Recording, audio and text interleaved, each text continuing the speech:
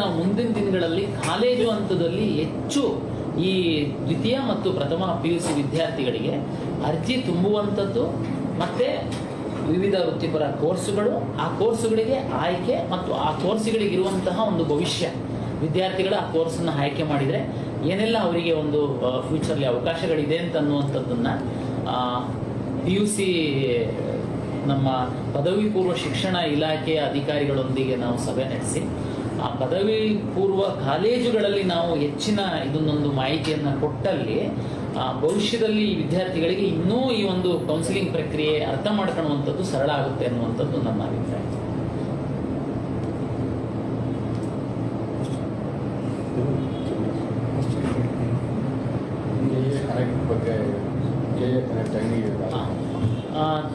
KA connect ಅಂತೇಳಿ ಈ ಬಾರಿ ನಾವು ಒಂದು ಪ್ಲಾಟ್ಫಾರ್ಮ್ ಅನ್ನು ಮಾಡಿದ್ದೀವಿ.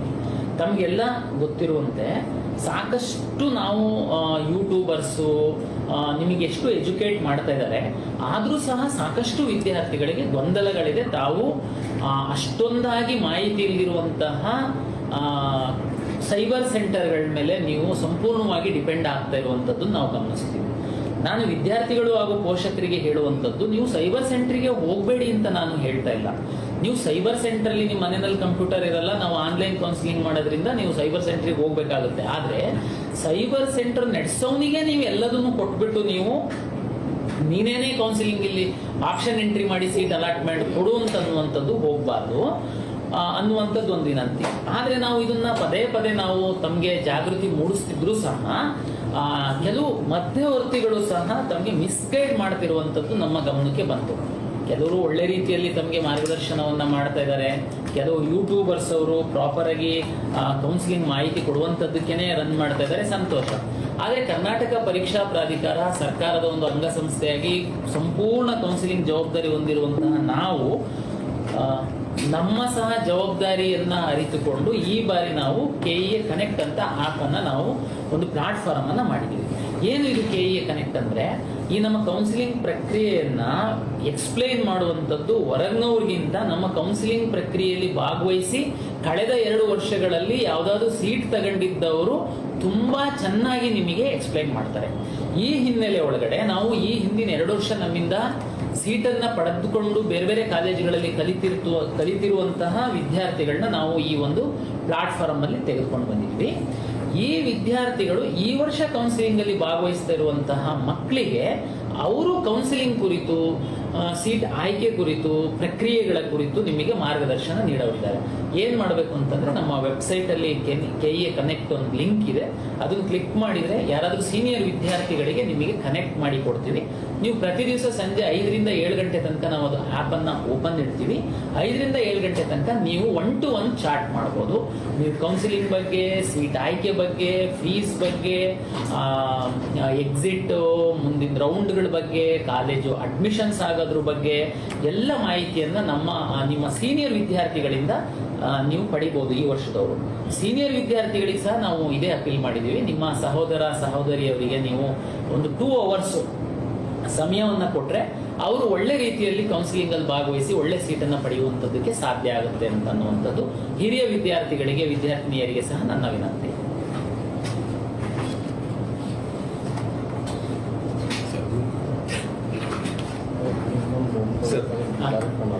ರ್ಯಾಂಕ್ ಏನಾಗಿದೆ ಸರ್, ತುಂಬ ಜನಕ್ಕೆ ಈಗ ರ್ಯಾಂಕ್ ಬಂದಿಲ್ಲ ಅಂತ ಇದು ಮಾಡ್ತಾ ಇದ್ದಾರೆ. ಒಂದೇನೋ ಒಂದು ವರ್ಷಕ್ಕೆ ರ್ಯಾಂಕ್ ಬಂದಿಲ್ಲ, ಅದು ಏನು ರೀಸನ್ನು ಅಂತ ಆಗುತ್ತೆ ಸ್ಪಷ್ಟವಾಗಿ ಎಲ್ಲಿ ಹುಡುಗರು ಎಡವಿದ್ದಾರೆ ಅನ್ನೋದು ತಮಗೆಲ್ಲ ಗೊತ್ತಿರುವಂತೆ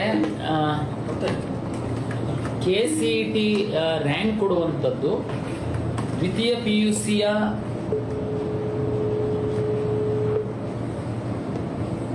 KCET ರ್ಯಾಂಕ್ ಕೊಡುವಂಥದ್ದು ತಮಗೆಲ್ಲ ಗೊತ್ತಿದೆ. ದ್ವಿತೀಯ PUCಯ 50% ಅಂಕ ಹಾಗೂ CETಯ 50% ಅಂಕ. ಉದಾಹರಣೆಗೆ ಇಂಜಿನಿಯರಿಂಗ್ ರ್ಯಾಂಕ್ ಕೊಡುವಂಥದ್ದು CETಯ PCM ಫಿಸಿಕ್ಸು, ಕೆಮಿಸ್ಟ್ರಿ, ಮ್ಯಾಥ್ಸು ಹಾಗೂ ದ್ವಿತೀಯ PUCಯ ಫಿಸಿಕ್ಸು, ಕೆಮಿಸ್ಟ್ರಿ, ಮ್ಯಾಥ್ಸ್ ಆಧರಿಸಿ ನಾವು 50-50 ಮಾರ್ಕ್ಸನ್ನು ತಗೊಂಡು ರ್ಯಾಂಕ್ ಕೊಡುವಂಥದ್ದು. ವೆಟರ್ನರಿಗೆ ಸಂಬಂಧಪಟ್ಟಂತೆ PCBಯ CET ಮಾರ್ಕ್ಸ್ಗಳನ್ನು ಮಾತ್ರ ಆಧರಿಸಿ ಕೊಡುವಂಥದ್ದು. ಅಗ್ರಿ ಸೈನ್ಸಿಗೆ, ಏನು ಫಾರ್ಮ್ ಸೈನ್ಸಸ್ಸಿಗೆ PCMBಯ CET 50%, ಮತ್ತು CETಗೆ 50% ತೆಗೆದುಕೊಂಡು ರ್ಯಾಂಕ್ ಕೊಡುವಂಥದ್ದು. ನಾವು CET ಎಕ್ಸಾಮಿಗೆ ಅರ್ಜಿ ಕರಿತೀವಿ, ತಾವು ಅರ್ಜಿ ಹಾಕ್ತೀರಾ, ನಾವು ಎಕ್ಸಾಮ್ ಮಾಡ್ತೀವಿ, ನಿಮ್ಮ OMR ಶೀಟ್ ಸ್ಕ್ಯಾನ್ ಮಾಡಿ ನನ್ನ ಹತ್ರ PCMB ಪರೀಕ್ಷೆಯ PCMB ಸಬ್ಜೆಕ್ಟಿನ ಅಂಕಗಳು ನನ್ನ ಹತ್ರ ಇರುತ್ತೆ. ನನಗೆ PUCಯ ಮಾರ್ಕ್ಸ್ ಎಲ್ಲಿಂದ ಬರಬೇಕು? ಅದಕ್ಕೆ ನಾವೇನು ಮಾಡಿದ್ವಿ, ತಮಗೆ ಅರ್ಜಿ ಆಗುವಂತಹ ಸಂದರ್ಭದಲ್ಲಿ PUCಯ ಪರೀಕ್ಷೆಯ ನಿಮ್ಮ ಬೋರ್ಡ್ ಎಕ್ಸಾಮಿನ ರಿಜಿಸ್ಟರ್ ನಂಬರ್ನ ತಾವು ಎಂಟ್ರಿ ಮಾಡಿ ಅಂತ ಹೇಳಿದ್ವಿ. ಇದು ಕರ್ನಾಟಕ ರಾಜ್ಯದ ಬೋರ್ಡ್ ಅವರು ಎಂಟ್ರಿ ಮಾಡಿದ್ರಿ. ಅದರಲ್ಲಿ ಒಂದು 5% ಅಷ್ಟು ವಿದ್ಯಾರ್ಥಿಗಳು ತಾವು ತಮ್ಮ ರಿಜಿಸ್ಟರ್ ನಂಬರ್ನ ತಪ್ಪು ಎಂಟ್ರಿ ಮಾಡಿದ್ದೀರಾ. ನನಗೆ ಸುಮಾರು 3.5 ಲಕ್ಷದಷ್ಟು ಸೈನ್ಸ್ ವಿದ್ಯಾರ್ಥಿಗಳು ಕರ್ನಾಟಕ ಸ್ಟೇಟ್ ಬೋರ್ಡಲ್ಲಿ ಪರೀಕ್ಷೆಯನ್ನು ಬರೆದಿದ್ದಾರೆ.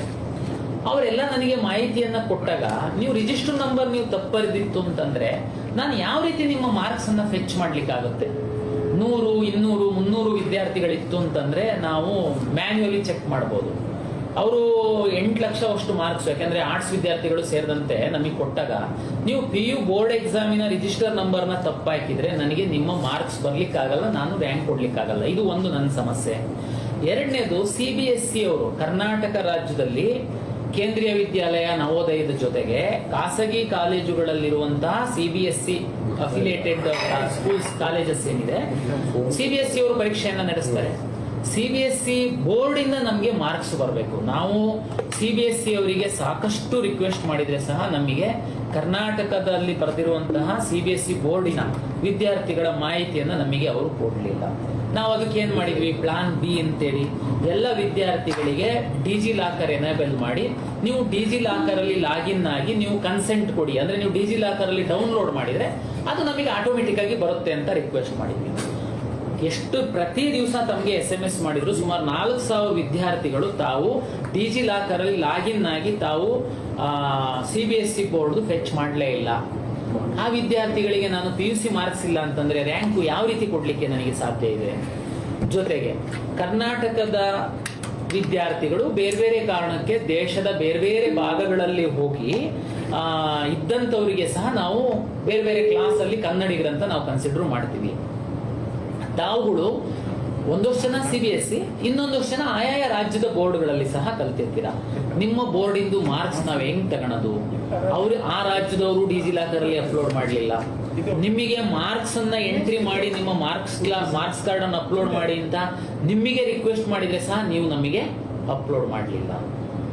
ಜೊತೆಗೆ CBSE ನಲ್ಲಿ ಯಾರು ಡಿಜಿಲಾಕರ್ ಅಲ್ಲಿ ತಾವು ಲಾಗಿನ್ ಆಗಿ ಡೌನ್ಲೋಡ್ ಮಾಡಿದ್ರಿ, ಅಲ್ಲಿ ಕೆಲವು ವಿದ್ಯಾರ್ಥಿಗಳಿಂದ ಇಂಗ್ಲಿಷ್ ಸಬ್ಜೆಕ್ಟ್ ಮಾರ್ಕ್ಸ್ ಬರಲಿಲ್ಲ. ನಮಗೆ ಗೊತ್ತಿದೆ ಇಂಜಿನಿಯರಿಂಗ್ ರ್ಯಾಂಕ್ ಬೇಕು, ಯಾವುದು ರ್ಯಾಂಕ್ ಬೇಕಂದ್ರೆ ಇಂಗ್ಲಿಷ್ ಸಬ್ಜೆಕ್ಟ್ ಕಂಪಲ್ಸರಿ ಇದೆ. ಈ ಕಾರಣಗಳಿಗೋಸ್ಕರ ನಾವು ಕೆಲವು ವಿದ್ಯಾರ್ಥಿಗಳಿಗೆ ರ್ಯಾಂಕ್ ಕೊಡ್ಲಿಕ್ಕೆ ಸಾಧ್ಯ ಆಗಿಲ್ಲ. ಮತ್ತೆ ಇವರು ಏನಪ್ಪ ಆಗಿದ್ರೆ ಅವರು ವಂಚಿತರಾಗ್ಬಿಟ್ರ ಈ ಬಾರಿ ಕೌನ್ಸಿಲಿಂಗ್ ಇಂದ ಪ್ರಕ್ರಿಯೆಯಿಂದ ಹೊರಗಡೆ ಹೋಗೋದಕ್ಕೆ? ಅದಕ್ಕೇನು ಚಿಂತೆ ಮಾಡೋದು ಬೇಡ. ತಾವು ಈಗಲೂ ಮಾರ್ಕ್ಸ್ ಅಪ್ಲೋಡ್ ಮಾಡಿ ಮಾರ್ಕ್ಸ್ ಕಾರ್ಡ್ ಅನ್ನ ತಾವು ಅಪ್ಲೋಡ್ ಮಾಡಬೇಕು ಅಂತನ್ನುವಂಥದ್ದು ನನ್ನ ವಿನಂತಿ. ಒಂದ್ ವೇಳೆ ತಾವು ಅಪ್ಲೋಡ್ ಮಾಡ್ತು ಅಂತಂದ್ರೆ ನಿಮ್ಮ ಮಾರ್ಕ್ಸ್ ಕಾರ್ಡ್ ಜೊತೆ ಮಾರ್ಕ್ಸ್ ವೆರಿಫೈ ಮಾಡಿ ನಾವು ನಿಮಗೆ ಸ್ಪಾಟ್ ರ್ಯಾಂಕ್ ಅನ್ನ ಕೊಡ್ತೀವಿ. ಅದೊಂದು ಹಿಂದಿಂದನೂ ಕಾನ್ಸೆಪ್ಟ್ ಇದೆ. ಸ್ಪಾಟ್ ರ್ಯಾಂಕ್ ಕೊಟ್ಟು ನಿಮ್ಮ ಕೌನ್ಸಿಲಿಂಗ್ ಬರೋದಕ್ಕೆ ಅವಕಾಶ ಮಾಡಿಕೊಡ್ತೀವಿ. ತಾವೇನು ಯಾರು ಗಾಬರಿ ಆಗುವಂತ ಅಗತ್ಯ ಇಲ್ಲ. ಎಕ್ಸಾಮ್ ಆದ್ಮೇಲೆ ತಾವು ನಮ್ಮ ಎಷ್ಟು ಬಾರಿ ನಾವು ನಿಮಗೆ SMS ಕಳಿಸಿದ್ರೆ ಸಹ ನೀವು ಯಾವುದೋ ಒಂದು ನಮ್ಮ SMS ನೋಡಿ ನೀವು ಪಾಲನೆ ಮಾಡದಿರೋದ್ರಿಂದ ಈ ರೀತಿ ಆಗಿದೆ. ಕೆಲವರು ವಿದ್ಯಾರ್ಥಿಗಳು ಹೇಳ್ತಾರೆ ಅಂತ, ಸರ್ ನಾನು ಮಾರ್ಕ್ಸ್ನು ಎಂಟ್ರಿ ಮಾಡಿದ್ದೀನಿ, ಯಾವಾಗ ಎಂಟ್ರಿ ಮಾಡಿದ್ರಿ ಅನ್ನೋದು ಇಂಪಾರ್ಟೆಂಟ್ ಆಗುತ್ತೆ. ನಾವು 2ನೇ ತಾರೀಕಿನ ತನಕ ಯಾರೆಲ್ಲ ಎಂಟ್ರಿ ಮಾಡಿದ್ರು ಅವ್ರಗಳದನ್ನ ಪರ್ಫೆಕ್ಟ್ ಇರುವಂತದ್ದನ್ನ ನಾವು ತಗೊಂಡು ರ್ಯಾಂಕ್ ಕೊಟ್ಟಿದ್ವಿ. ಅದ್ರ ನಂತರ ತಾವು ಎಂಟ್ರಿ ಮಾಡಿದ್ದೀರಾ ಅಂದ್ರೆ ನಮ್ಗೆ ಸಹ ಸ್ವಲ್ಪ ಸಮಯ ಬೇಕಾಗುತ್ತೆ. ನೀವು ಮಾರ್ಕ್ಸ್ ಎಂಟ್ರಿ ಮಾಡಿ 10 ನಿಮಿಷಕ್ಕೆ ನಮ್ಮ ಕಾಲ್ ಸೆಂಟರ್ಗೆ ಫೋನ್ ಮಾಡೋದು ನಂದು ರ್ಯಾಂಕ್ ಬಂತ ಅಂತ, ಹೆಂಗ್ ಬರ್ಲಿಕ್ಕೆ ಸಾಧ್ಯ? ಅದು ಆಟೋಮೆಟಿಕ್ ಆಗುವಂಥದ್ದಲ್ಲ. ನೀವು ಮಾರ್ಕ್ಸ್ ಹಾಕಿದ್ಮೇಲೆ ನಿಮ್ದು ವೆರಿಫೈ ಮಾಡಿ ಆ ಡಾಟಾ ತಗೊಂಡು ನಿಮ್ಮ PU ಮಾರ್ಕ್ಸ್ ಮತ್ತೆ ನಮ್ಮ CET ಮಾರ್ಕ್ಸ್ ಎರಡು ಜೋಡಣೆ ಮಾಡಿ ನಾವು ರನ್ ಮಾಡಿ ಸ್ಪಾಟ್ ರ್ಯಾಂಕ್ ಕೊಡುವಂಥದ್ದು. ಅಟ್ಲೀಸ್ಟ್ ನೀವು ನಮಗೆ ಮಾರ್ಕ್ಸ್ ಅಪ್ಡೇಟ್ ಆದ್ಮೇಲೆ 2-3 ದಿನ ಆದ ನಂತರ ಕೊಡ್ತೀವಿ ಅಂತ ನಾವು ನಿಮಗೆ ಹೇಳಿದ್ವಿ. ಆದ್ರೂ ನಾನು ಪ್ರತಿದಿನ ರಾತ್ರಿ ರನ್ ಮಾಡಬೇಕು ಅಂತೇಳಿ ನಾನು ನಮ್ಮ IT ಟೀಮ್ ಅವರಿಗೆ ಹೇಳಿದ್ದೀನಿ. ಹಾಗಾಗಿ ಯಾರಿಗೆ ರ್ಯಾಂಕು ಬಂದಿಲ್ಲ ಈ ತಾಂತ್ರಿಕ ಕಾರಣಗಳಿಂದ ಯಾರು ಚಿಂತೆ ಮಾಡುವಂತ ಅಗತ್ಯ ಇಲ್ಲ. ನಿಮ್ಮ CET ಅಪ್ಲಿಕೇಶನ್ ಅನ್ನ ದಯಮಾಡಿ ತೆಗೆದು ನೋಡಿ. ನೀವು PUC ರಿಜಿಸ್ಟರ್ ನಂಬರ್ ತಪ್ಪಾಕಿದ್ರೆ ಬಂದಿರಲ್ಲ. CBSE ಅವರಾಗಿದ್ದು ನೀವು ಡಿಜಿಲಾಕರಲ್ಲಿ ಡೌನ್ಲೋಡ್ ಮಾಡಿದ್ರೆ ಬಂದಿರುತ್ತೆ, ಮಾಡಿಲ್ಲ ಅಂದ್ರೆ ಬಂದಿರಲ್ಲ. ಮಾಡಿದ್ದು ನಿಮ್ಮ ಇಂಗ್ಲಿಷ್ ಸಬ್ಜೆಕ್ಟು ಎಲ್ಲ ಸಬ್ಜೆಕ್ಟು ಬಂದಿಲ್ಲ ಅಂತಂದ್ರೆ ನಿಮಗೆ ಬಂದಿರಲ್ಲ. ಇವ್ರು ಏನ್ ಮಾಡ್ಬೇಕು ಅಂತಂದ್ರೆ, ನೀವು ನಿಮ್ಮ ರಿಸಲ್ಟ್ ನೋಡ್ಲಿಕ್ಕೆ ನಮ್ಮ CET ಲಾಗಿನ್ ಆದ್ರೆ ನಿಮಗೆ ಅಲ್ಲೇನೆ ನಮ್ಮ CET ಮಾರ್ಕ್ಸ್ ಡಿಸ್ಪ್ಲೇ ಆಗುತ್ತೆ. ಕ್ವಾಲಿಫೈಯಿಂಗ್ ಎಕ್ಸಾಮ್ ಮಾರ್ಕ್ಸ್ ಪಕ್ಕದಲ್ಲಿ ಖಾಲಿ ಇರುತ್ತೆ, ಇದ್ರೂ ಎಲ್ಲ ಸಬ್ಜೆಕ್ಟ್ ಇರಲ್ಲ. ಅಲ್ಲೇನೆ ಒಂದು ಲಿಂಕ್ ಇದೆ, ನೀವು ಮಾರ್ಕ್ಸ್ ಅಪ್ಲೋಡ್ ಮಾಡಿ ಅಂತ. ದಯಮಾಡಿ ತಾವು ಅಲ್ಲಿ ಮಾರ್ಕ್ಸ್ ನ ಅಪ್ಲೋಡ್ ಮಾಡಿ, ನಿಮಗೆ ಸ್ಪಾಟ್ ರ್ಯಾಂಕು 1 or 2 ಡೇಸ್ ಒಳಗಡೆ ನಿಮಗೆ ಕೊಡ್ತೀವಿ. ನಂತರ ತಾವು ವೆರಿಫಿಕೇಶನ್ ಸ್ಲಿಪ್ ಡೌನ್ಲೋಡ್ ಮಾಡ್ಕೊಂಡು ನಾವು ಕೌನ್ಸಿಲಿಂಗ್ ಡೇಟ್ ಅನೌನ್ಸ್ ಮಾಡ್ತಿದ್ದಂಗೆ ತಾವು ಕೌನ್ಸಿಲಿಂಗ್ ಅಲ್ಲಿ ಭಾಗವಹಿಸಬಹುದು. ಹಲೋ ಸ್ಟೂಡೆಂಟ್ಸ್, ಈ ಮುಂದಿನ ಎಲ್ಲ ಪ್ರೊಸೆಸ್ ನಿಮ್ಗೆ ಗೊತ್ತಾಗಬೇಕಂತಂದ್ರೆ ಕಾಲೇಜ್ ಅಣ್ಣ ಗೈಡ್ ಯೂಟ್ಯೂಬ್ ಚಾನಲ್ ಸಬ್ಸ್ಕ್ರೈಬ್ ಮಾಡ್ಕೊಂಡಿರಿ. ಸರಿ, ವಿಡಿಯೋನ ಎಂಡ್ ಆಗಿಲ್ಲ, ಇನ್ನೂ ಕಂಟಿನ್ಯೂ ಇದೆ. ಏನಕ್ಕಂತಾರೆ ನಿಮ್ಮೆಲ್ಲ ಕ್ವಶನ್ಸು ಈ ವಿಡಿಯೋದಲ್ಲಿ ಆನ್ಸರ್ ಸಿಗ್ತದೆ, ಪ್ರಸನ್ನ ಸರ್ ಹೇಳ್ತಾ ಇರೋದು.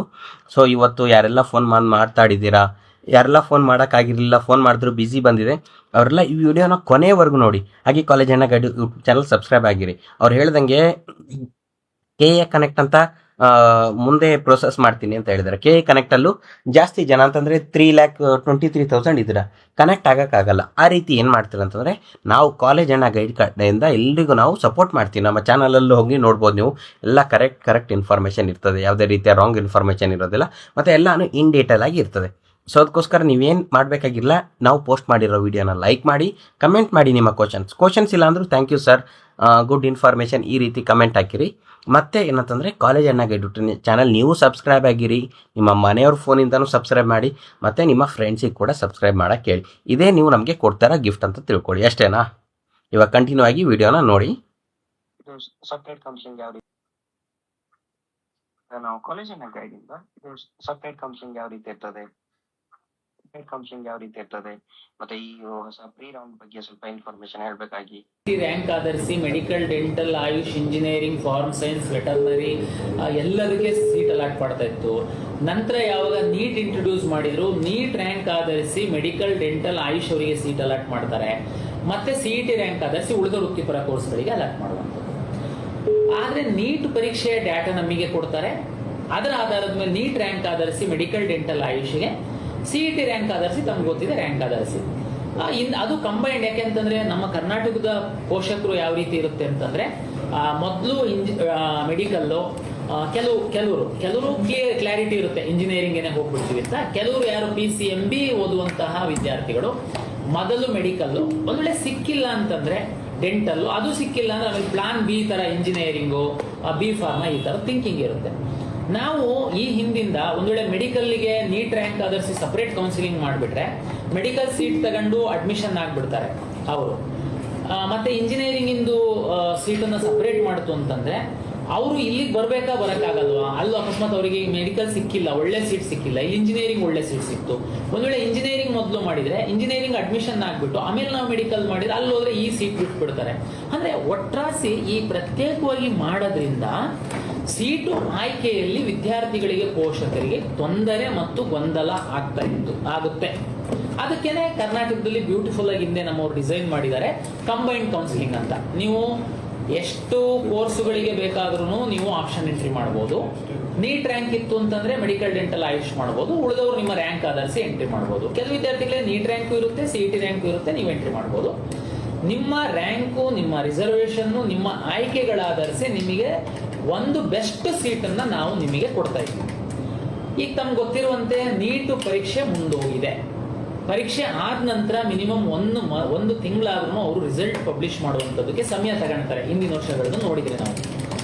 ಆದರೆ AICTE ಅವರು ಇಂಜಿನಿಯರಿಂಗ್ ಅಡ್ಮಿಷನ್ಸ್ಗೆ ಕಟ್ ಆಫ್ ಡೇಟ್ ಕೊಡುವಂತೆ. ಈಗ ನಾವು ಕೌನ್ಸಿಲಿಂಗೇ ಶುರು ಮಾಡದೆ ನಾವು ನೀಟ್ ಎಕ್ಸಾಮು, ನೀಟ್ ರಿಸಲ್ಟಿಗೆ ಕಾಯ್ತಾ ಕೂರ್ತು ಅಂತಂದ್ರೆ, ನೀಟ್ ರಿಸಲ್ಟ್ ಆದ್ಮೇಲೂ ಸಹ ತಮಗೆ ಗೊತ್ತಿದೆ MCSE ಅವರು ಟೈಮ್ ಟೇಬಲ್ ಕೊಡ್ತಾರೆ, first round, second round, third round ಅಂತ ಅನ್ಕೊಂಡು. ಅದಕ್ಕೆ ನಾವು ಮ್ಯಾಚ್ ಮಾಡ್ಕೊಳಕ್ ಹೋಯ್ತು ಅಂತಂದ್ರೆ ಲಾಸ್ಟ್ ಇಯರ್ ತಮ್ಗೆ ಗೊತ್ತಿದೆ ಎಲ್ಲಿವರೆಗೆ ನಾವು ಕೌನ್ಸಿಲಿಂಗ್ ಮಾಡಿಬಿಟ್ಟಿದ್ದೀವಿ. ಇದರಿಂದ ಇಂಜಿನಿಯರಿಂಗ್ ಹೋಗುವಂತಹ, ಬರೀ ಇಂಜಿನಿಯರಿಂಗು, ಬರೀ ಫಾರ್ಮ್ ಸೈನ್ಸ್, ವೆಟರ್ನರಿಗೆ ಹೋಗುವಂತಹ ವಿದ್ಯಾರ್ಥಿಗಳಿಗೆ ತುಂಬಾ ತೊಂದರೆ ಆಗ್ತಾ ಇದೆ.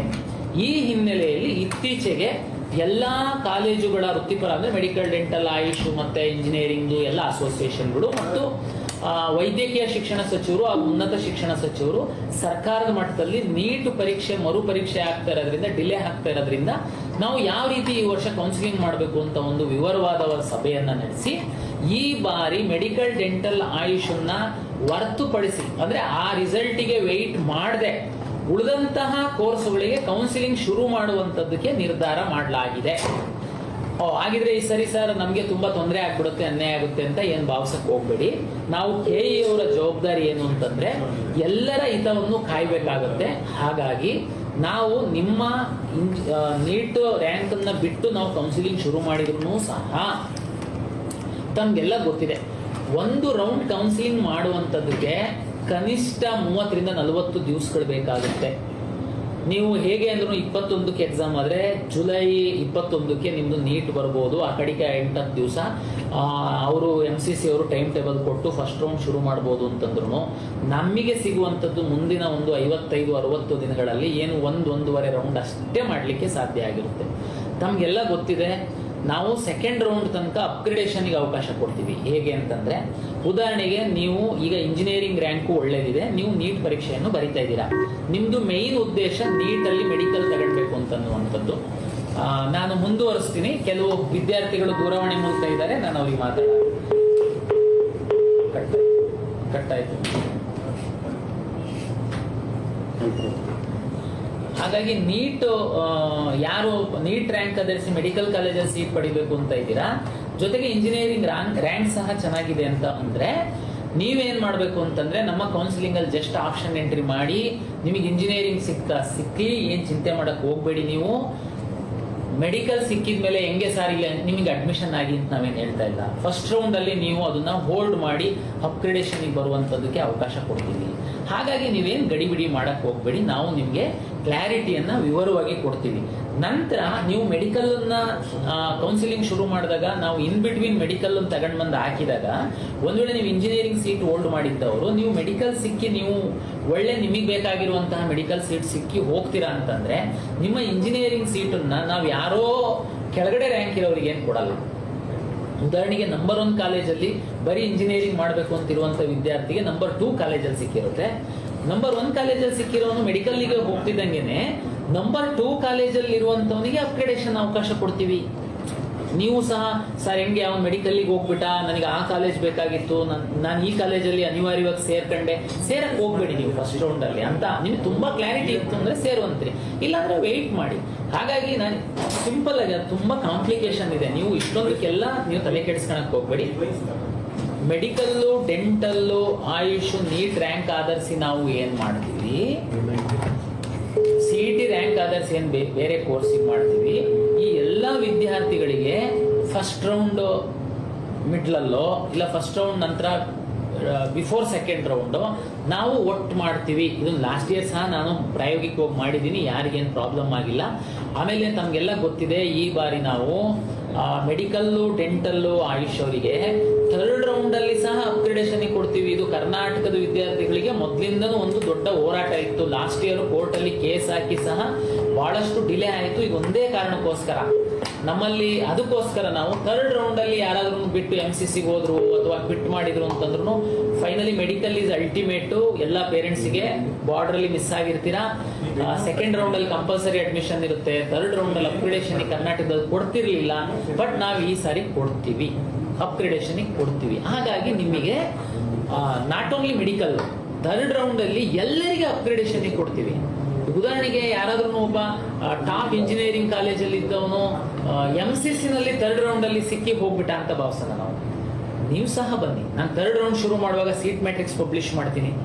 ಯಾವುದೋ ಒಂದು X ಅನ್ನೋದು ಬೆಸ್ಟ್ ಕಾಲೇಜು ನಿಮಗೆ ಬೇಕಾಗಿರೋದ್ರಲ್ಲಿ ಒಂದು ಇಂಜಿನಿಯರಿಂಗ್ ಸೀಟ್ ಕಂಪ್ಯೂಟರ್ ಸೈನ್ಸ್ ಅಲ್ಲಿ ನಿಮಗೆ ಬೇಕಾಗಿದ್ದಿದೆ, ನಿಮಗೊಂದು ನಿಮ್ಮ ಕ್ಯಾಲ್ಕುಲೇಷನ್ ಪ್ರಕಾರ ನಿಮ್ಮದು ಅಪ್ಗ್ರೇಡೇಷನ್ ಆಗ್ಬೋದು. ಬಟ್ ಸೆಕೆಂಡ್ ರೌಂಡ್ ಅಲ್ಲಿ ನೀವು ಅಡ್ಮಿಷನ್ ಆಗಿದ್ದೀರಾ, ಡೋಂಟ್ ವರಿ, ಕಾಲೇಜಿನ ಫೀಸು ನಮ್ಮ ಹತ್ರನೇ ಇರುತ್ತೆ.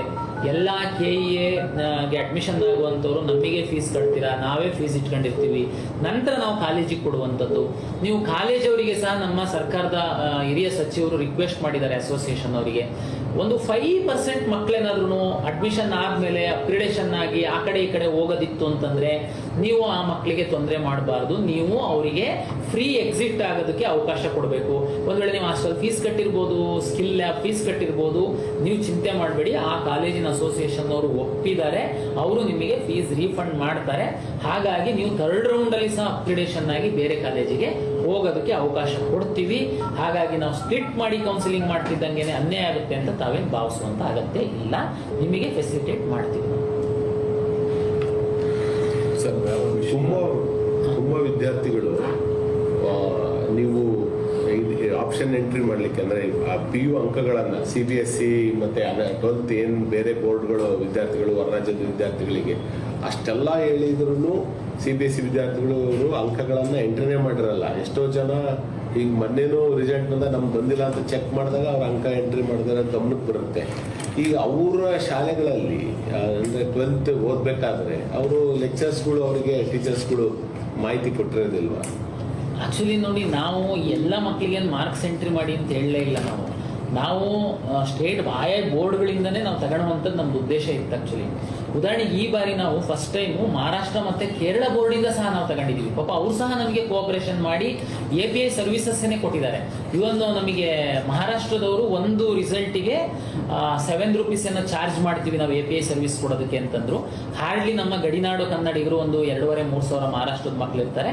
ಓಕೆ, ನೋ ಪ್ರಾಬ್ಲಮ್, ನಾವು ಕೊಡ್ತೀವಿ ಅಂತ. ಆದ್ರೆ ಅಂದ್ರೆ ಒಂದು ರಿಸಲ್ಟ್ ನಮಗೆ ಅಫಿಷಿಯಲಿ ಆನ್ಲೈನ್ ಅಲ್ಲಿ ಟ್ರಾನ್ಸ್ಫರ್ ಮಾಡೋದಕ್ಕೆ ಒಂದು 7 ರೂಪೀಸ್ ಚಾರ್ಜ್ ಮಾಡ್ತೀವಿ ಅಂತಂದ್ರು. ಅದೇನು ದೊಡ್ಡ ಅಮೌಂಟ್ ಏನಲ್ಲ, ನಾವು ಕೊಡ್ತೀವಿ. ಬಟ್ ಅವ್ರು IT ಸರ್ವಿಸ್ ನಮಗೆ ಕೊಟ್ಟರು. ಅಂದ್ರೆ ಆನ್ಲೈನ್ ಅಲ್ಲೇ ನಾವು ಫೆಚ್ ಮಾಡ್ಕೊಂಡ್ಬಿಟ್ವಿ. ಇದು ಏನಾಗುತ್ತೆ, ಅಲ್ಲಿ ಇನ್ನೂ ಒಂದು ಪ್ರಾಬ್ಲಮ್, ನಾವು ವಿದ್ಯಾರ್ಥಿಗಳಿಗೆ ಮಾರ್ಕ್ಸ್ ಎಂಟ್ರಿ ಮಾಡಿ ಅಂತ ಹೇಳ್ತಿರುವಂತದ್ದನ್ನು ಆಕ್ಚುಲಿ ತಪ್ಪು. ಯಾಕೆ ಅಂತಂದ್ರೆ ವಿದ್ಯಾರ್ಥಿಗಳು ಎಂಟ್ರಿ ಮಾಡುವಾಗ ಅದ್ರ ಮೇಲೆ ಮಾರ್ಕ್ಸ್ ಇರೋದ್ರಿಂದ ತಪ್ಪು ಎಂಟ್ರಿ ಮಾಡಿಬಿಟ್ರೆ ಗೊಂದಲ ಆಗುತ್ತೆ ಅಂತ ನಮಗೆ ಈ ಬಾರಿ CBSE ಬೋರ್ಡ್ ಇಂದ ನಮ್ಮ ರಾಜ್ಯದಲ್ಲಿ ಇರುವಂತ CBSE ವಿದ್ಯಾರ್ಥಿಗಳದ್ದು ಡಾಟಾ ನಮಗೆ ಬರಲಿಲ್ಲ ಅನ್ನೋ ಕಾರಣಕ್ಕೆ ಹೋಗಿ ಈ ಸರಿ ನಾವು ತುಂಬಾ ಸ್ಟ್ರೀಮ್ಲೈನ್ ಮಾಡಿದ್ವಿ, ಬೇರೆ ಎಲ್ಲ ಸ್ಟ್ರೀಮ್ಲೈನ್ ಮಾಡಿದ್ವಿ. ಬಟ್ CBSE ಅವ್ರದ್ದು ದೊಡ್ಡ ನಂಬರ್, ಅವರೇನೆ ನಮಗೆ ಮಾರ್ಕ್ಸ್ ಕೊಡ್ಲಿಲ್ಲ. ಯಾಕೆ ಅಂತಂದ್ರೆ ನಾವು ತುಂಬಾ ಡೆಲ್ಲಿಗೆ ಕರೆಸ್ಪಾಂಡೆನ್ಸ್ ಎಲ್ಲ ಮಾಡಿದ್ವಿ. ಈ ಸರಿ CBSE ಅವ್ರದೇ ಸ್ವಲ್ಪ IT ಇಶ್ಯೂಸ್ ಇತ್ತು ಅಂತ ಅನ್ಕೊಂಡು ನಮಗೆ ಅದು ಯಾವುದು ಡಾಟಾ ಕೊಡ್ಲಿಲ್ಲ. ಮಕ್ಕಳು ಡಿಜಿ ಲಾಕರ್ ಅಲ್ಲಿ ಹೋಗಿ ಡೌನ್ಲೋಡ್ ಮಾಡಿ ಅಂತ ರಿಕ್ವೆಸ್ಟ್ ಮಾಡಿದ್ರೆ ಅವ್ರು ಸಹ ನಮಗೆ ಒಂದು 3,500 ಮಕ್ಕಳು ಮಾಡಲಿಲ್ಲ. ಹಾಗಾಗಿ ನಾವು ಎಷ್ಟು ಎಜುಕೇಟ್ ಮಾಡಿದ್ರು ಇದರಲ್ಲಿ ಗೊಂದಲ ಆಯಿತು. ನಮ್ಮ ಸ್ಟೇಟ್ ಬೋರ್ಡಿನ ಮಕ್ಕಳು ಸಹ ಅಪ್ಲಿಕೇಶನ್ ಹಾಕುವಾಗ ಸ್ಟೇಟ್ ಬೋರ್ಡಿನಲ್ಲಿ ಅವರ PU ರಿಜಿಸ್ಟರ್ ನಂಬರ್ನ ತಪ್ಪು ಎಂಟ್ರಿ ಮಾಡಿದ್ದಾರೆ 1,500 ಮಕ್ಕಳು. ಹಾಗಾಗಿ ಅವರಿಗೆ ಸಹ ನಾವು ರಿಸಲ್ಟ್ ಕೊಡೋಕ್ಕಾಗಲಿಲ್ಲ. ಹಾಗಾಗಿ ನಾವು ಮುಂದಿನ ದಿನಗಳಲ್ಲಿ PU ಬೋರ್ಡ್ ಇಂದು ಮಕ್ಕಳದಾದ್ರೂ ನಮಗೆ 100% ನಮಗೆ ಡಾಟಾ ಬರೋ ತರ ಒಂದು ನಾವು ಯೋಜನೆಯನ್ನ ರೂಪಿಸ್ತಾ ಇದೀವಿ. ನಾನು ಮುಂದಿನ ದಿನದಲ್ಲಿ ಅದನ್ನ ಕಾರ್ಯರೂಪಕ್ಕೆ ತಗೊಂಡು ಬರ್ತೀನಿ. ಸರ್, CET ಪರೀಕ್ಷೆನೂ ಅಷ್ಟೇ ತುಂಬಾ ವ್ಯವಸ್ಥಿತವಾಗಿ ಚೆನ್ನಾಗಿ ನಡ್ಸ್ಕೊಂಡ್ ಬರ್ತಾ ಇದ್ದಾರೆ ಕಳೆದ 2 ವರ್ಷಗಳಲ್ಲಿ. ಆದ್ರೂ ಕೆಲವು ಸಣ್ಣ ಪುಟ್ಟ ಗೊಂದಲಗಳು ಅಷ್ಟೆಲ್ಲ ಹೇಳಿದ್ರು ಕೆಲವು ಪ್ರಕರಣಗಳು ನಡೀತಾ ಇದ್ದಾವೆ.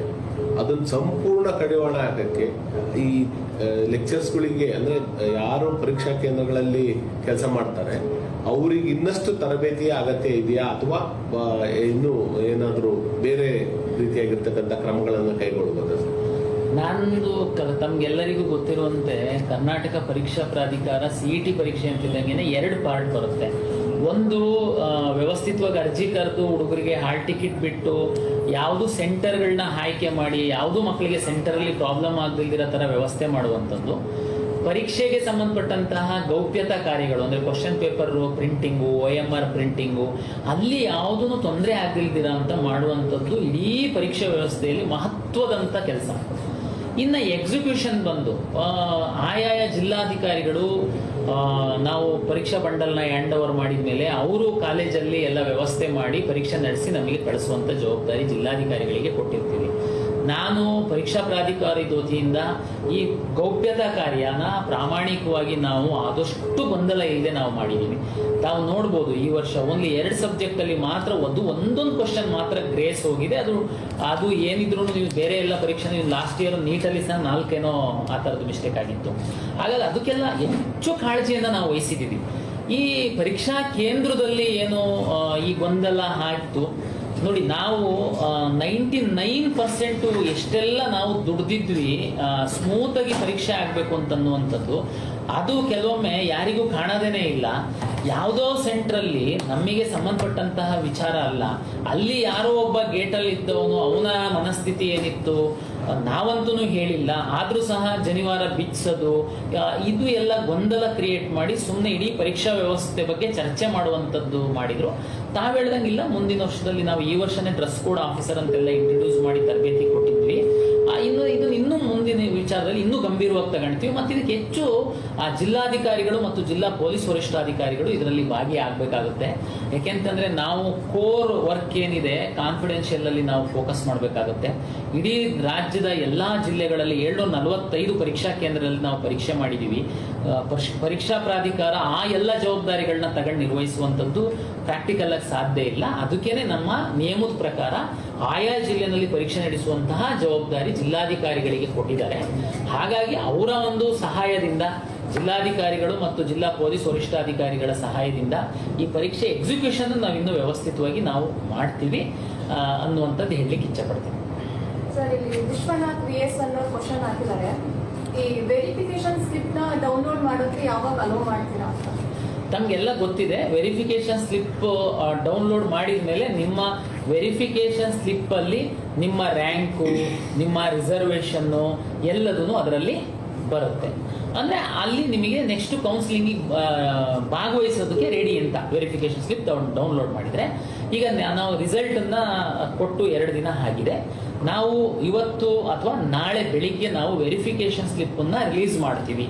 ವಿದ್ಯಾರ್ಥಿಗಳಿಗೆ ವೆರಿಫಿಕೇಶನ್ ಸ್ಲಿಪ್ ಬಗ್ಗೆ ಒಂದು ವಿನಂತಿ ಏನಂತಂದ್ರೆ, ವೆರಿಫಿಕೇಶನ್ ಸ್ಲಿಪ್ ಅನ್ನ ಡೌನ್ಲೋಡ್ ಮಾಡಿಕೊಂಡು ಆ ವೆರಿಫಿಕೇಶನ್ ಸ್ಲಿಪ್ ಅಲ್ಲಿ ಇರುವಂತಹ ಎಲ್ಲ ಮಾಹಿತಿ ಸರಿ ಇದೆಯಾ ಅನ್ನುವಂಥದ್ದು ದಯಮಾಡಿ ನೋಡ್ಕೊಳ್ಳಿ. ವಿಶೇಷವಾಗಿ ತಾವು ಕ್ಲೈಮ್ ಮಾಡಿರುವಂತಹ ಮೀಸಲಾತಿಗಳು. ಯಾಕೆ ಅಂತಂದ್ರೆ, ಉದಾಹರಣೆಗೆ ನೀವು ಸೈಬರ್ ಸೆಂಟ್ರಿಗೆ ಡಿಪೆಂಡ್ ಆಗೋದ್ರಿಂದ ತಾವು ಅಲ್ಲಿ ನಿಮ್ದು SC ಇರ್ಬೋದು, ಅಥವಾ ನೀವು 3B ಇರ್ಬೋದು, ಅಥವಾ ನಿಮ್ಮ ಗ್ರಾಮೀಣ ಪ್ರದೇಶದ್ದು ಅಲ್ಲಿ 1ರಿಂದ 10ನೇ ತರಗತಿ ತನಕ ಓದಿರೋದ್ರಿಂದ ತಾವು ರೂರಲ್ ರಿಸರ್ವೇಷನ್ಗೆ ಎಲಿಜಿಬಲ್ ಇರ್ಬೋದು. ನೀವು ಹಾಕಿರ್ತೀರಾ, ಇಲ್ಲ ಕೇಳಿರ್ತೀರಾ, ಅದು ಹಾಕಿರಲ್ಲ ಅಂತಂದ್ರೆ ನಿಮಗೆ ನಾಳೆ ಸೀಟ್ ಅಲಾಟ್ ಮಾಡುವಾಗ ಅದರಿಂದ ವಂಚಿತರಾಗ್ತೀರಾ. ಅದಕ್ಕೋಸ್ಕರ ರಿಸರ್ವ್ ಆಗಿರೋಂಥ ಸೀಟಿಂದ ವಂಚಿತರಾಗ್ತೀರಾ. ಹಾಗಾಗಿ ತಾವು ವೆರಿಫಿಕೇಶನ್ ಸ್ಲಿಪ್ ಅನ್ನ ಡೌನ್ಲೋಡ್ ಮಾಡ್ಕೊಂಡು ಅದರಲ್ಲಿ ನಿಮ್ಮ ಹೆಸರು ಸರಿ ಇದೆಯಾ, ನಿಮ್ಮ ರಿಸರ್ವೇಷನ್ ಹಾಕಿರುವಂಥದ್ದೆಲ್ಲ ಸರಿ ಇದೆಯಾ, ನಿಮ್ಮ ರ್ಯಾಂಕ್ಗಳು ಇದನ್ನೆಲ್ಲ ಒಂದು ಸಾರಿ ತಾವು ಖಾತ್ರಿ ಮಾಡಿಸ್ಕೊಳ್ಳಿ. ಒಂದ್ ವೇಳೆ ಏನಾದರೂ ತಪ್ಪಿದೆ ಅಂತಂದ್ರೆ ಅದಕ್ಕೆ ನಾವು ಏನ್ ಮಾಡಬೇಕು ಅಂತ ಹೇಳ್ತೀವಿ. 99% ತಪ್ಪಿಲ್ಲ. ತಪ್ಪಿದೆ ಅಂತಂದ್ರೆ ನೀವು ಅದನ್ನ ನಮ್ಮ KE ಗಮನಕ್ಕೆ ತಂದು ನೀವು ಅದನ್ನ ಎಡಿಟ್ ಮಾಡಿಸ್ಕೊಳ್ಬೇಕು. ನಿಜವಾಗೂ ಹೇಳ್ಬೇಕು ಅಂತಂದ್ರೆ ಅಪ್ಲಿಕೇಶನ್ ಹಾಕುವಾಗ ನೀವು ಹಾಕಿರುವಂಥದ್ದು ಫ್ರೀಸ್, ಆಕ್ಚುಲಿ ನೋ ಎಡಿಟ್ ಮತ್ತೆ ಅಪ್ಡೇಟ್ ಮಾಡೋದಕ್ಕೆ ಕೊಡಬಾರ್ದು ಆಕ್ಚುಲಿ. ಬಟ್ ಆದ್ರೆ ನಮ್ಮಲ್ಲಿ ಹೆಚ್ಚಿನ ಗ್ರಾಮೀಣ ಪ್ರದೇಶದ ವಿದ್ಯಾರ್ಥಿಗಳು ಇರ್ತಾರೆ ಅಂತ ಅನ್ಕೊಂಡು ನಾವು ಕೌನ್ಸಿಲಿಂಗ್ ಶುರು ಮಾಡಿದ್ರೆ ಆಪ್ಷನ್ ಎಂಟ್ರಿ ಶುರು ಮಾಡೋ ತನಕ ನಿಮಗೆ ಫೆಸಿಲಿಟೇಟ್ ಮಾಡ್ತೀವಿ. ಬಟ್ ಆದ್ರೆ ಅದನ್ನ ಈಗಲೇ ನೋಡ್ಕೊಳ್ಬೇಕು. ವೆರಿಫಿಕೇಶನ್ ಸ್ಲಿಪ್ ಡೌನ್ಲೋಡ್ ಮಾಡಿದಾಗ ಕೆಲವು ವಿದ್ಯಾರ್ಥಿಗಳು ಈಗಲೂ ನೋಡಿದೆ ಸೀಟ್ ಅಲಾಟ್ ಆದ್ಮೇಲೆ ನಮ್ಮ ಹತ್ರ ಬರ್ತೀರಾ, ಸರ್ ನೋಡಿ ನಮ್ಮ ಪಕ್ಕದ ಮನೆಯವನಿಗೂ ಇಷ್ಟೇ ಕಡಿಮೆ ರ್ಯಾಂಕ್ ಇದೆ, ಅವನಿಗೆ ರೂರಲ್ ಅಲ್ಲಿ ಇದು ಸಿಕ್ಕಿದೆ, ನನಗೆ ಸಿಕ್ಕಿಲ್ಲ. ಆಮೇಲೆ ನಿಮ್ದು ತೆಗೆದು ನೋಡ್ತು ಅಂತಂದ್ರೆ ನೀವು ರೂರಲ್ ಹಾಕೇ ಇರಲ್ಲ. ಅದಕ್ಕೆ ಈ ವೆರಿಫಿಕೇಶನ್ ಸ್ಲಿಪ್ ಅನ್ನ ನಾವು ಇವತ್ತು ರಾತ್ರಿ ಅಥವಾ ನಾಳೆ ಬಿಡುಗಡೆ ಮಾಡ್ತೀವಿ. ದಯಮಾಡಿ ವಿದ್ಯಾರ್ಥಿಗಳು ಡೌನ್ಲೋಡ್ ಮಾಡ್ಕೊಂಡು ವೆರಿಫಿಕೇಶನ್ ಸ್ಲಿಪ್ ಎಲ್ಲ ಕರೆಕ್ಟ್ ಇರುವಂತ ನಿಮ್ಮ ಮಾಹಿತಿನ ಒಮ್ಮೆ ಚೆಕ್ ಮಾಡ್ಕೊಳ್ಳಿ. ಸರ್, OMR ಶೀಟ್ಗಳನ್ನ ಪರೀಕ್ಷೆ ಆದ ಸ್ಟೂಡೆಂಟ್ಸ್, ವೆರಿಫಿಕೇಶನ್ ಸ್ಲಿಪ್ ಬಗ್ಗೆ ಸರ್ ಏನು ಹೇಳಿದ್ರು, KA ಪ್ರಸನ್ನ ಸರ್, ಅದ್ರ ಬಗ್ಗೆ ಕಾಲೇಜ್ ಅಣ್ಣ ಗೈಡ್ ಯೂಟ್ಯೂಬ್ ಚಾನಲಲ್ಲಿ ಒಂದು ವಿಡಿಯೋ ಇದೆ. ಕ್ಲಿಯರ್ ಆಗಿ ಒಂದು ವಿಡಿಯೋನ ನಾನು ಮಾಡಿದ್ದೀನಿ. ಸೊ ಆ ವಿಡಿಯೋನ ಏನು ಮಾಡಿರ್ತೀನಿ, ನಾನು ಇವಾಗ ಈ ವಿಡಿಯೋ ಪೋಸ್ಟ್ ಮಾಡ್ತೀನಲ್ವ, ಡಿಸ್ಕ್ರಿಪ್ಷನಲ್ಲೂ ಕೊಟ್ಟಿರ್ತೀನಿ, ಐ ಕಾರ್ಡಲ್ಲೂ ಕೊಟ್ಟಿರ್ತೀನಿ. ಬೇಕಂದರೆ ನಿಮಗೆ ವಾಟ್ಸಪ್ ಗ್ರೂಪ್ ಲಿಂಕ್ನ ಡಿಸ್ಕ್ರಿಪ್ಷನ್ ಕೊಟ್ಟಿರ್ತೀನಿ, ಅದನ್ನು ಜಾಯ್ನ್ ಆಗಿ ಅಲ್ಲಿ ಕೂಡ ಶೇರ್ ಮಾಡ್ತೀನಿ. ಆ ವೆರಿಫಿಕೇಶನ್ ಸ್ಲಿಪ್ ಬಗ್ಗೆ ಸರ್ ಹೇಳಿದ್ಗಿಂತನೂ ಜಾಸ್ತಿ ಇನ್ಫಾರ್ಮೇಷನ್ ಶೇರ್ ಮಾಡಿದ್ದೀವಿ ನಾವು. ಅದನ್ನು ನೀವು ತಿಳ್ಕೊಳ್ಬೇಕಾಗ್ತದೆ. ಫಸ್ಟು ಅದನ್ನು ತಿಳ್ಕೊಂಡ್ಮೇಲೆ ಡೌನ್ಲೋಡ್ ಮಾಡ್ಕೊಂಡು ನಿಮ್ಗೆ ಗೊತ್ತಾಗ್ತದೆ ಏನು ಮಿಸ್ಟೇಕ್ ಬಂದಿದೆ ವೆರಿಫಿಕೇಶನ್ ಸ್ಲಿಪ್ಪಲ್ಲಿ ಅಂತ. ನೀವೇನಾದರೂ ಆ ವಿಡಿಯೋ ಮಿಸ್ ಮಾಡಿಕೊಂಡ್ರೆ ನಿಮ್ಗೆ ಗೊತ್ತೇ ಆಗೋದಿಲ್ಲ ವೆರಿಫಿಕೇಶನ್ ಸ್ಲಿಪ್ಪಲ್ಲಿ ಏನು ಮಿಸ್ಟೇಕ್ ಇದೆ ಅನ್ನೋದನ್ನ. ಸೊ ಅದಕ್ಕೋಸ್ಕರ ಅದನ್ನು ಕೂಡ ನೋಡಿ. ಮತ್ತು ಕಾಲೇಜ್ ಅಣ್ಣ ಗೈಡ್ ಯೂಟ್ಯೂಬ್ ಚಾನಲ್ ಸಬ್ಸ್ಕ್ರೈಬ್ ಮಾಡಿಲ್ಲ ಅಂತಂದರೆ ಸಬ್ಸ್ಕ್ರೈಬ್ ಮಾಡೋದನ್ನ ಮರೆಯೋಕ್ಕೆ ಹೋಗಬೇಡಿ. ಏನಕ್ಕಂತ ನಿಮಗೆ ಅಡ್ಮಿಷನ್ ಆಗೋವರೆಗೂ ಕ್ಲಿಯರಾಗಿ ನಾವು ಗೈಡ್ ಮಾಡ್ತಾ ಇರ್ತೀವಿ. ಮತ್ತು ಇನ್ನೂ ವಿಡಿಯೋ ಇದೆ, ಇಷ್ಟಕ್ಕೆ ಎಂಡ್ ಆಗಿಲ್ಲ, ನೋಡ್ತಾ ಹೋಗಿ. ಸರಿನಾ? ಪರೀಕ್ಷೆ ಆದ ತಕ್ಷಣವೇ ಅದು ಸ್ಕ್ಯಾನ್ ಮಾಡೋಂಥ ಪದ್ಧತಿಯನ್ನು ಜಾರಿ ತಂದಿದ್ದೀರಿ. ಇದರಿಂದ ಯಾವುದೇ ಪರೀಕ್ಷಾ ಅನುಮಾನಗಳಿಗೆ ಅವಕಾಶ ಇಲ್ಲ. ಮತ್ತೆ ಧಾರವಾಡದಲ್ಲೂ ಇದನ್ನ ಈ ಸಲ ಎಕ್ಸ್ಟೆಂಡ್ ಮಾಡಿದ್ದೀರಾ. ಈ ಒಂದು ಐಡಿಯಾ ಯಾವ ರೀತಿ ನಿಮಗೆ ಬಂತು? OM ನಮ್ಮದು OMR ಬೇಸ್ಡ್ ಪರೀಕ್ಷೆನಲ್ಲಿ ತಮಗೆಲ್ಲ ಗೊತ್ತಿದೆ. ಇಲ್ಲಿ ಒಂದು CET ಎಕ್ಸಾಮಲ್ಲಿ ನೆಗೆಟಿವ್ ವ್ಯಾಲ್ಯೂಯೇಷನ್ ಇರಲ್ಲ, ಸ್ಪರ್ಧಾತ್ಮಕ ಪರೀಕ್ಷೆಗಳಲ್ಲಿ ನೆಗೆಟಿವ್ ವ್ಯಾಲ್ಯೂಯೇಷನ್ ಇರುತ್ತೆ. CETನಲ್ಲಿ ಬಹುತೇಕ ವಿದ್ಯಾರ್ಥಿಗಳು ತಮಗೆ ಗೊತ್ತಿಲ್ಲ ಅಂತಂದ್ರೂ ನೀವು ಯಾವುದಾದ್ರೂ ಒಂದು ಸರ್ಕಲನ್ನು ಬಬಲ್ ಮಾಡಿಬಿಡ್ತೀರಾ. ಸ್ಪರ್ಧಾತ್ಮಕ ಪರೀಕ್ಷೆನಲ್ಲಿ ಆನ್ಸರ್ ಗೊತ್ತಿಲ್ಲ ಅಂದರೆ ಅವ್ರು ಬಬಲ್ ಮಾಡೋದಕ್ಕೆ ಹೋಗಲ್ಲ. ಯಾಕೆ ಅಂತಂದರೆ ನೆಗೆಟಿವ್ ವ್ಯಾಲ್ಯೂಯೇಷನ್ 1/4 ಮಾರ್ಕ್ಸ್ ಕಟ್ ಆಗುತ್ತೆ ಅವರಿಗೆ. ಈ ಕೆಲವು ಮಧ್ಯವರ್ತಿಗಳು ಏನು ಮಾಡ್ತಿದ್ರು, ಪರೀಕ್ಷೆ ಆದಮೇಲೆ ಏನಾಗ್ತಿತ್ತು, ಅಲ್ಲಿಗೆ ನಿಮ್ಮ ಹತ್ರ ಒಂದು ಕಾರ್ಬನ್ ಕಾಪಿ ಇರ್ತಿತ್ತು, ಬೇರೆಯವ್ರು ಯಾರ್ದು ನಿಮಗೇನು ಗೊತ್ತಿರ್ತಿರ್ಲಿಲ್ಲ. ನೀವು ಆ ಎಲ್ಲ OMR ಶೀಟ್ KEಗೆ ಬರ್ತಿತ್ತು, ಅವಾಗ ಸ್ಕ್ಯಾನ್ ಆಗ್ತಿತ್ತು, ನಾವು ರಿಸಲ್ಟನ್ನು ಅಷ್ಟೇ ನಿಮಗೆ ಪಬ್ಲಿಷ್ ಮಾಡ್ತಿದ್ವಿ. ಯಾರ್ದು ಏನು ಎಷ್ಟು ಒಟ್ಟು ಯಾರು ರ್ಯಾಂಕ್ ಬರ್ತಿದ್ರು ಹೋಗ್ತಿದ್ರು. ಈ ಕೆಲವು ಮಧ್ಯವರ್ತಿಗಳು ಯಾವ ರೀತಿ ನಿಮ್ಮ ಜೊತೆ ಪ್ಲೇ ಮಾಡ್ತಿದ್ರು ಗೇಮ್ ಅಂತಂದ್ರೆ, ನನಗೆ OMR ಶೀಟಲ್ಲಿ ನೀವು ಗೊತ್ತಿಲ್ಲ ಅಂತಂದ್ರೆ ನೀವು ಹಾಕಬೇಡಿ, ಇಲ್ಲ ನೀವು OMR ಶೀಟನ್ನು ನಾನು ಅಲ್ಲಿ KEನಲ್ಲಿ ಹೋಗಿ ನಾನು ಸೆಟ್ ಮಾಡಿ ನಾನೆಲ್ಲ ರೆಡಿ ಮಾಡಿಸ್ತೀನಿ, ನಿಮಗೆ ಬೇಕಾಗಿರೋ ರ್ಯಾಂಕ್ ಕೊಡಿಸ್ತೀನಿ, ನಿಮಗೆ ಬೇಕಾಗಿರೋದು ಸೀಟ್ ಕೊಡಿಸ್ತೀನಿ, ಇದು ಎಲ್ಲ ಮಿಸ್ಗೈಡ್ ಮಾಡ್ತಿದ್ರು. ಪಾಪ ಗ್ರಾಮೀಣ ಪ್ರದೇಶದ್ದು ಪೇರೆಂಟ್ಸು ಮಕ್ಕಳು ಇದು ಈ ವ್ಯವಸ್ಥೆ ಒಳಗಡೆ ಎಲ್ಲನೂ ಸಾಧ್ಯ, ಹೌದು ಅವ್ರು ಹೇಳ್ತಿರೋದು ಸರಿ, ಅವ್ರಿಗೆ ತುಂಬ ಇನ್ಫ್ಲೂಯೆನ್ಸ್ ಇದೆ ಅಂತ ನಂಬಿಡ್ತಿದ್ರಿ. ಆದ್ರೆ ಆ ಥರದ್ದೇನೂ ಆಗ್ತಿರ್ಲಿಲ್ಲ. ಬಟ್ ಆದ್ರೆ ನಂಬಿ ಮೋಸ ಹೋಗ್ತಿದ್ರು ಪೇರೆಂಟ್ಸು ಮತ್ತೆ ಮಕ್ಕಳು. ಅದಕ್ಕೋಸ್ಕರ ನಾವೇನ್ ಮಾಡಿದ್ವಿ, ಎಲ್ಲಿ ಒಂದ್ಸರಿ ವಿದ್ಯಾರ್ಥಿ ಪರೀಕ್ಷೆ ಬರೆದಾದ್ಮೇಲೆ ವಿದ್ಯಾರ್ಥಿ ಹತ್ರ ಕಾರ್ಬನ್ ಕಾಪಿ ಇರುತ್ತೆ, ಬೇರೆಯವ್ರು ಯಾರ್ದು ಅವನಿಗೆ ಗೊತ್ತಿರಲ್ಲ. ಅದಕ್ಕೆ ನಾವೇನ್ ಮಾಡಿದ್ವಿ, OMR ಅಲ್ಲಿ ಕಾಂಪಿಟೇಟಿವ್ ಎಕ್ಸಾಮ್ಸ್ಗೆ 5ನೇ ಸರ್ಕಲ್ ಒಂದು ಇಂಟ್ರೊಡ್ಯೂಸ್ ಮಾಡಿದ್ವಿ. 4 ಆಪ್ಷನ್ ಜೊತೆಗೆ 5ನೇದು. ನಿಮಗೆ ಗೊತ್ತಿಲ್ಲ ಅಂತಂದ್ರೆ 5ನೇದು ನೀವು ಬರೀರಿ ಅಂತ 5ನೇ ಟಿಕ್ ಹಾಕ್ಬೇಕು ಅಂತ ಹೇಳಿದ್ವಿ. 2ನೇದು ಏನ್ ಮಾಡಿದ್ವಿ, ಈ OMR ಶೀಟ್ಗಳನ್ನ ಪರೀಕ್ಷೆ ಆದ ತಕ್ಷಣ ನಮ್ಮ ಹತ್ರ ಇದ್ರೆ ಅಲ್ವಾ, ನಮಗೂ ಟೆನ್ಷನ್, ನಿಮ್ಗೂ ಒಂದು ಅನುಮಾನ.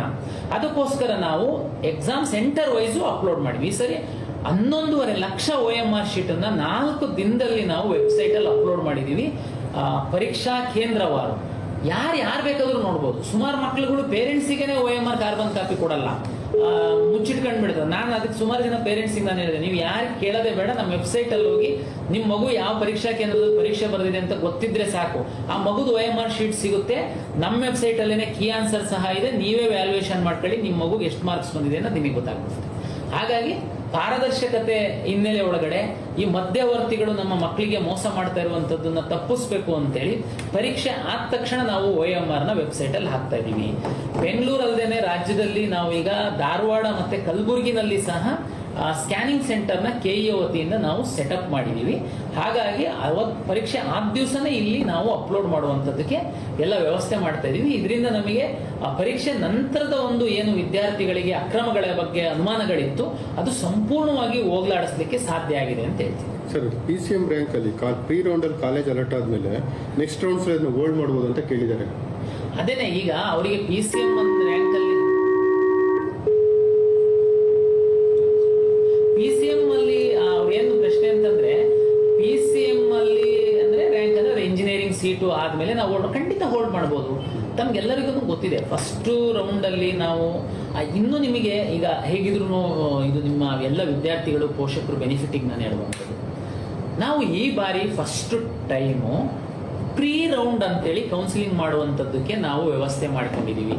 ದಯಮಾಡಿ ಎಲ್ಲ ವಿದ್ಯಾರ್ಥಿಗಳು ಪೋಷಕರು ಅರ್ಥ ಮಾಡ್ಕೊಳ್ಳಿ. ಪ್ರೀ ರೌಂಡು ಇಲ್ಲಿವರೆಗೆ ಅದು ಇರಲಿಲ್ಲ. ಏನಪ್ಪ ಪ್ರೀ ರೌಂಡು? ತಮಗೆಲ್ಲ ಗೊತ್ತಿದೆ.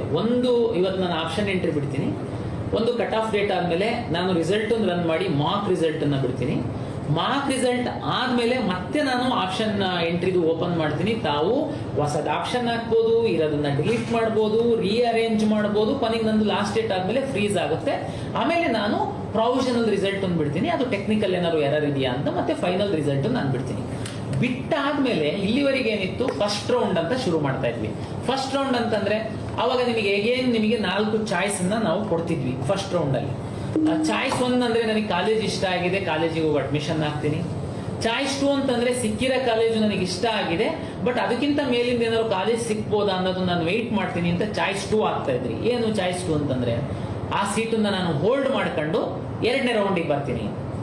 ಚಾಯ್ಸ್ 3 ಅಂದ್ರೆ, ಈಗ ಉದಾಹರಣೆ 100 ಸೀಟನ್ನ 100 ಕಾಲೇಜ್ಗಳನ್ನ ಆಪ್ಷನ್ಸ್ ಹಾಕಿರ್ತೀರಾ, 50ನೇ ಆಪ್ಷನ್ ನಿಮಗೆ ಸಿಕ್ಕಿದೆ, ಅದು ನಿಮಗೆ ಇಷ್ಟ ಇಲ್ಲ, ಅದಕ್ಕೆ ಅದೊಂದು ಡಿಲೀಟ್ ಆಗಿ ಹೋಗ್ತಿತ್ತು, ಉಳಿದಿದ್ದೆಲ್ಲ ನಿಮಗೆ ಹಂಗೆ ಬರ್ತಿತ್ತು, ಮತ್ತೆ ನೀವು 2ನೇ ರೌಂಡಿಗೆ ಬರ್ತಿದ್ವಿ. ಚಾಯ್ಸ್ 4 ಅಂದ್ರೆ, ಇಲ್ಲ ನಾನೆಲ್ಲೋ ಮ್ಯಾನೇಜ್ಮೆಂಟ್ ಅಲ್ಲಿ ಅಡ್ಮಿಷನ್ ಆಗಿದ್ದೀನಿ, ನಾನು ಕೌನ್ಸಿಲಿಂಗ್ ಇಂದ ಹೊರಗಡೆ ಹೋಗ್ತೀನಿ ಅಂತ ತಾವು ಎಕ್ಸಿಟ್ ಆಗಿ ಹೋಗ್ತಿದ್ವಿ. ಇದು ಹಿಂದಿದ್ದು. ಈ ಸರಿ ನಾನು ಏನ್ ಮಾಡ್ತಾ ಇದ್ದೀನಿ, ನಾನು ಅವಾಗ ಹೇಳ್ದಂಗೆ ಮಾಕ್ ರಿಸಲ್ಟ್ ಆದ್ಮೇಲೆ ರೀಅರೇಂಜ್ ಆದ್ಮೇಲೆ ನಾನು ಪ್ರೀ ರೌಂಡ್ ಒಂದು ರಿಸಲ್ಟ್ ಅನೌನ್ಸ್ ಮಾಡಿದ್ಮೇಲೆ ನಾನು ಪ್ರೀ ರೌಂಡ್ ಅಂತ ಒಂದು ಮಾಡ್ತೀನಿ. ಏನ್ ಸರ್ ಇದು ಪ್ರೀ ರೌಂಡು, ಇದು ಮೊದ್ಲಿರ್ಲಿಲ್ಲಲ್ಲ ನೋಡಿ, ಇಷ್ಟೇನೆ. ನನಗೆ ತುಂಬ ವಿದ್ಯಾರ್ಥಿಗಳು ಪೋಷಕರು ಏನು ಹೇಳ್ತಾರೆ ಅಂತಂದರೆ, ಕೆಲವು ವಿದ್ಯಾರ್ಥಿಗಳಿಗೆ ಆಂಬಿಗ್ಯೂಟಿ ಇದೆ, ನನ್ನ ಅಲ್ಲಿ ಸಿಕ್ಲೋ ಇಲ್ಲಿ ಸೇರ್ಲೋ ಫಸ್ಟ್ ಅದು ಸಿಕ್ಕಿಲ್ಲ ಅಂದ್ರೆ ಇದು. ಕೆಲವು ವಿದ್ಯಾರ್ಥಿಗಳಿಗೆ ನಾನು GKVK ನಲ್ಲಿ ಅಗ್ರಿಕಲ್ಚರೇ ನಾನು ಮಾಡುವಂಥದ್ದು, ಅವನ ಚಾಯ್ಸೇ ಫಸ್ಟು. ಕೆಲವರು ಇಲ್ಲ ನಾನು ವೆಟರ್ನರಿ ಕಾಲೇಜು ಬೆಂಗಳೂರಲ್ಲಿ ನಾನು ವೆಟರ್ನರಿ ಸೈನ್ಸೇ ಮಾಡೋನು, ನಂದು ಚಾಯ್ಸೇ ಫಸ್ಟ್ ಅದು. ಇದು ನಿಮಗೆ ಕ್ಲಾರಿಟಿ ಇದೆ. ನೀವು ಅದನ್ನ ನಾನು ಫಸ್ಟ್ ರೌಂಡಲ್ಲಿ ಪ್ರೀ ರೌಂಡಲ್ಲಿ ಮಾಡಲಿ, ಫಸ್ಟ್ ರೌಂಡ್ ಮಾಡಲಿ, ಸೆಕೆಂಡ್ ರೌಂಡ್ ಮಾಡಲಿ, ನಿಮ್ದು ಅದು ಒಂದೇನೇ ಕ್ಲಾರಿಟಿ. ಇಲ್ಲಿವರೆಗೆ ಏನಾಗ್ತಿತ್ತು, ನಂದು ಫಸ್ಟ್ ರೌಂಡು ಆದಮೇಲೆ ನಾನು ನಿಮಗೆ ಸೆಕೆಂಡ್ ರೌಂಡಿಗೆ ಅಪ್ಗ್ರೇಡೇಷನಿಗೆ ಕೊಡ್ತಿದ್ದೆ, ಸಾಕಷ್ಟು ಸಮಯ ಆಗ್ಬಿಡ್ತಿತ್ತು. ಈಗ ಇಂಥ ಹುಡುಗರಿಗೋಸ್ಕರ ಪ್ರೀ ರೌಂಡ್ ಅಂತ ಮಾಡಿ. ಪ್ರೀ ರೌಂಡ್ ಅಂದರೆ ಸಿಕ್ಕಿರುವಂತಹ ಸೀಟು 100% ನನಗೆ ತೃಪ್ತಿ ಇದೆ, ನನಗೆ ಎರಡನೇ ತಾಟೇ ಇಲ್ಲ, ನಾನು ಸೀದಾ ಹೋಗಿ ಕಾಲೇಜಿಗೆ ಅಡ್ಮಿಷನ್ ಆಗ್ತೀನಿ ಅನ್ನುವಂಥವ್ರಿಗೆ ಚಾಯ್ಸ್ 1 ಮಾತ್ರ ಎನೇಬಲ್ ಮಾಡ್ತೀನಿ ನಾನು. ಪ್ರೀ ರೌಂಡಲ್ಲಿ ನನ್ನ ಮಾಹಿತಿ ಪ್ರಕಾರ ಲಾಸ್ಟ್ ಡಾಟಾ ನೋಡಿದರೆ 20% ಅಷ್ಟು ವಿದ್ಯಾರ್ಥಿಗಳು ಹೋಗಿ ಅಡ್ಮಿಷನ್ ಆಗ್ಬಿಡ್ತಾರೆ. ಅಂದ್ರೆ ಅವ್ರಿಗೆ ಎರಡನೇ ತಾಟೆ ಇಲ್ಲ, ಚಾಯ್ಸ್ 1 ಟಾಪ್ ಯಾವುದೋ ಇಂಜಿನಿಯರಿಂಗ್ ಕಾಲೇಜ್ ಒಂದು ಹಾಕಬೇಕು, ಅದನ್ನೇ ಫಸ್ಟ್ ಆಪ್ಷನ್ ಹಾಕಿದ್ದೀರಾ, ಅದೇ ನಿಮಗೆ ಸೀಟ್ ಸಿಕ್ಕಿದೆ, ಹೋಗ್ತೀರಾ ಪ್ರೀ ರೌಂಡಲ್ಲಿ ಅಡ್ಮಿಷನ್ ಆಗ್ಬಿಡ್ತೀರಾ. ಇನ್ನು ಸರ್ ಇಲ್ಲ ನಾವು ಏನು ಮಾಡೋದು, ನನಗೆ ಅದಲ್ಲ, ನೀವೇನು ಮಾಡಬೇಡಿ, ನೀವು ಸುಮ್ಮನೆ ನೆಕ್ಸ್ಟ್ ಫಸ್ಟ್ ರೌಂಡಿಗೆ ಭಾಗವಹಿಸಿ.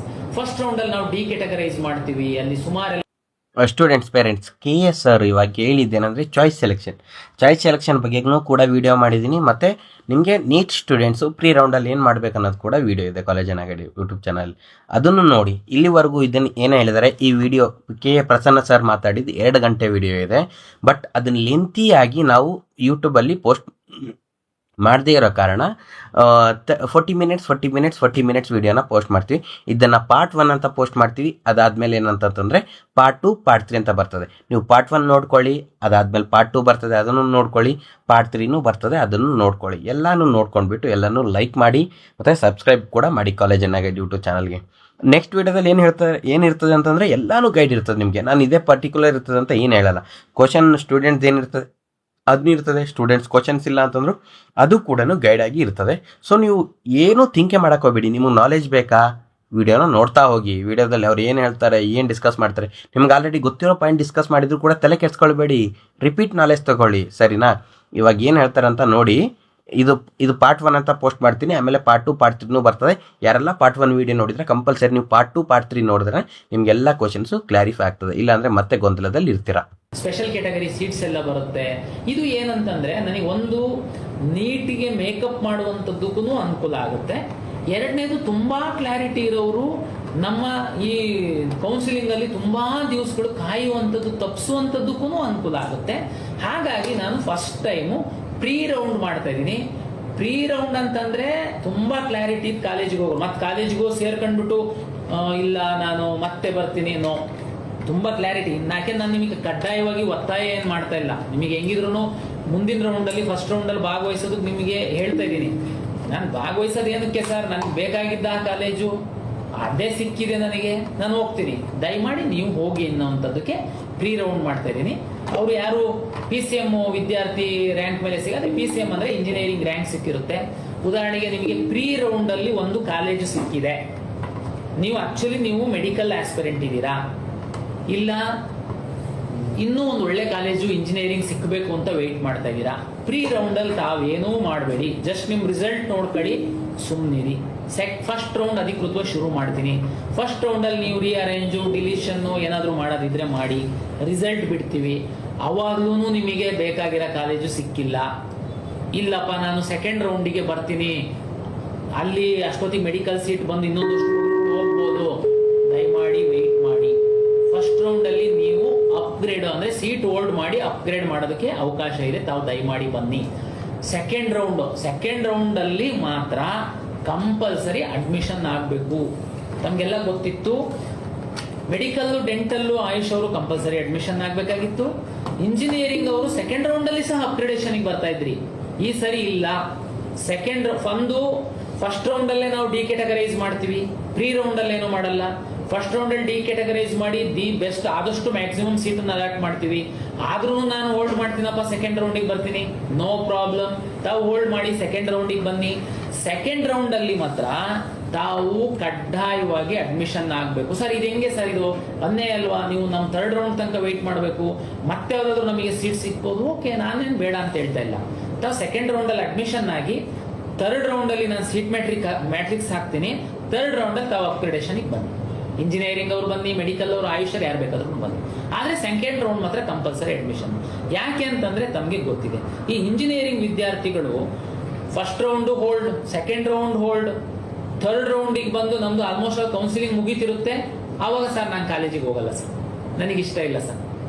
ಅವಾಗ ಏನಾಗುತ್ತೆ, ಆಟೋಮೆಟಿಕ್ಕಾಗಿ ಅದು ಮ್ಯಾನೇಜ್ಮೆಂಟಿಗೆ ಹೋಗುತ್ತೆ. ನಾನು ಕಳೆದ ವರ್ಷ FIR ಮಾಡಿದ ಮೇಲೆ 2,500 ಮಾಡಿದ್ರು, ಹೋದ ವರ್ಷ ಅದು 500ಕ್ಕೆ ಬಂತು. 500 ಆದ್ರೂ ನನಗೆ ಅದು ಬೇರೆ ಮಕ್ಕಳಿಗೆ ಅನ್ಯಾಯ ಆಗಿದೆ ಅಂತಲೇ ನನ್ನ ಭಾವನೆ. ಅದಕ್ಕೋಸ್ಕರ ಸೆಕೆಂಡ್ ರೌಂಡಲ್ಲಿ ನಿನಗೆ ಇಷ್ಟ ಇದೆ ಅಡ್ಮಿಷನ್ ಆಗು, ಥರ್ಡ್ ರೌಂಡಲ್ಲಿ ಅಪ್ಗ್ರೇಡೇಷನ್ಗೆ ಬಾ. ಇಷ್ಟ ಇಲ್ಲ, ನಮ್ಮ ಸಿಸ್ಟಮಿಂದ ಹೊರಗಡೆ ಹೋಗ್ತಾ ಇರೋ ನೀನು, 3ನೇ ರೌಂಡಲ್ಲಿ ಯಾರು ವಿದ್ಯಾರ್ಥಿಗಳಿರ್ತಾರೆ ಪಾಪ ಅವರಿಗೆ ಆ ಒಳ್ಳೆ ಸೀಟು ಇಂಟ್ರೆಸ್ಟ್ ಇತ್ತು ಅಂತಂದರೆ ಸಿಗುತ್ತೆ. ಹಾಗಾಗಿ ಈ ಥರದ್ದು ನಾವು ವ್ಯವಸ್ಥೆ ಮಾಡಿದ್ದೀವಿ. ಹಾಗಾಗಿ ನೀವು up to first round hold ಮಾಡಿ ಬರ್ಬೋದು.